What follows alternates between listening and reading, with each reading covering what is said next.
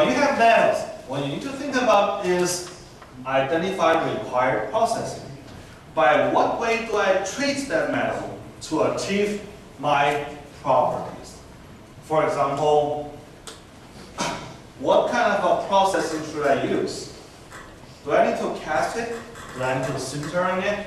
Do I need to use a vapor deposition? Or do I need to dope some other elements? Or do I need to perform forging, joining, or annealing to that material to achieve my properties? So these are all examples of processing. 这些 processing 的方法你都懂吗？什么意思啊？什么叫 casting？ 铸造。sintering。什么叫 sinter？ 陶瓷是怎么做的呀？烧结。好 ，sinter。什么叫 vapor deposition？ 我们把它叫做气象沉积。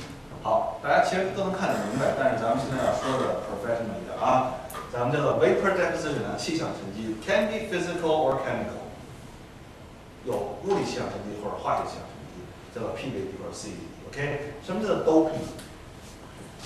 做半导体材料的时候，我总会把什么里面加入一些，这叫什么杂质？我们把它叫掺杂，对不对？有些材料它不是本身半导体啊，对不对？通过掺杂再变成半导体，对吧？什么叫 forming？ 成型。什么叫 joining？ 参加啊，不是焊接，材料连接。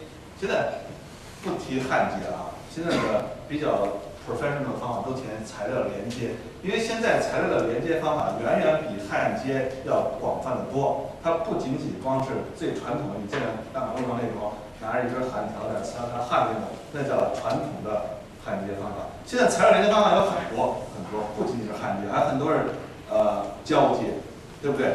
所以 joining 现在我们用这个词，那么这个词比较有用，annealing。什么叫 annealing 呢？不知道你们学过没学过？至少听说这个词叫做退火，听说过吗？都知道。那谁说说什么叫退火呀？都不吭声了。你们要 participate， 踊跃的参与我的提问。什么叫退火呀？退火的目的，为了什么要退火呀？消除内力，就背着啊。张先说了，什么叫退火？不用感觉做。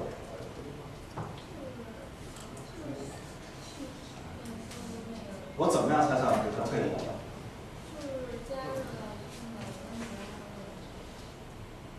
基本上对，就是说你把这个材料处理完了以后，有很多内容力，我要怎么消除内容力，就需要把它加热到某一个温度。那具体这个温度是什么样的呢？到底是哪条线以上多少度呢？这个我们这两门课以后都会详细的去学。Okay, so pigment application, determine properties, and then identify candidate materials, and then identify required processing will finalize our materials selection process. So, again, as a summary, as a key factor of material science, we know material science basically is the study of property, processing, and structure. Here I'm writing a characterization. It means how you want to describe those structures. Okay? So in order to describe the structure, you have to describe the structure either by looking at the crystal structure or looking at the crystal defects or impurities or looking at the microstructure of that material. So when you do the characterization, you do have a lot of techniques to do it. You have a lot of ways. You have a lot of approaches to do that. For example, you want to look at the simplest way to look at the structure or to characterize the material is looking at the material under microscope, right? This is how material scientists are doing. So when we talk about microscopy, it can be as simple as optical microscope, 光学显微镜, very easy microscope for us to operate. Okay, then we have very advanced microscope, such as transmission electron microscope or scanning electron microscope, or even scanning tunneling microscope. 这是非常高端的一些透射电子显微镜以及扫描隧道显微镜，我们都可以用这些方法来表征我们的 structure. Also, we can do X-ray diffraction. 我们还可以进行 X-ray 的衍射。We can do neutron scattering. 我们可以做中子散射 or electron diffraction or other spectroscopy. 我们还可以做一些冷土分析。Now, these are the characterization of structure. Now, let's look at properties. Properties are physical response to environment or forces. As I said earlier, it can be mechanical, thermal, electrical, magnetic, optical, corrosive, or deteriorative characteristics. So, here are properties. Then, in order to achieve certain properties, we have to achieve certain microstructure or crystal structure. Now, how do we achieve that? We need to select a very good processing method. So, by choosing a good processing method, we have to control a lot of things. We have to control time, temperature, and the speed, how your transformation is going to take place.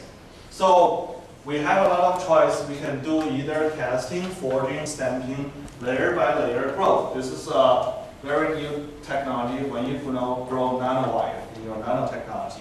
And also, we can do extrusion, calcining, and also sintering to control our materials processing technique by controlling the temperature, time, and transformation. So these are the kernel, or these are the core factors in material science.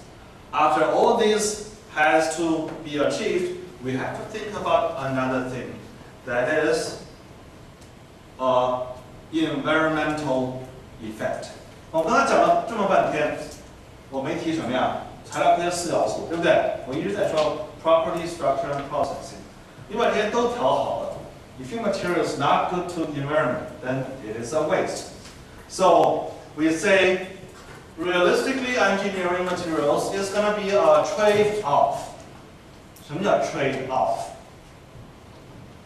It's going to be a trade-off. It's just going to be a balance. You just cannot have everything very good in one material.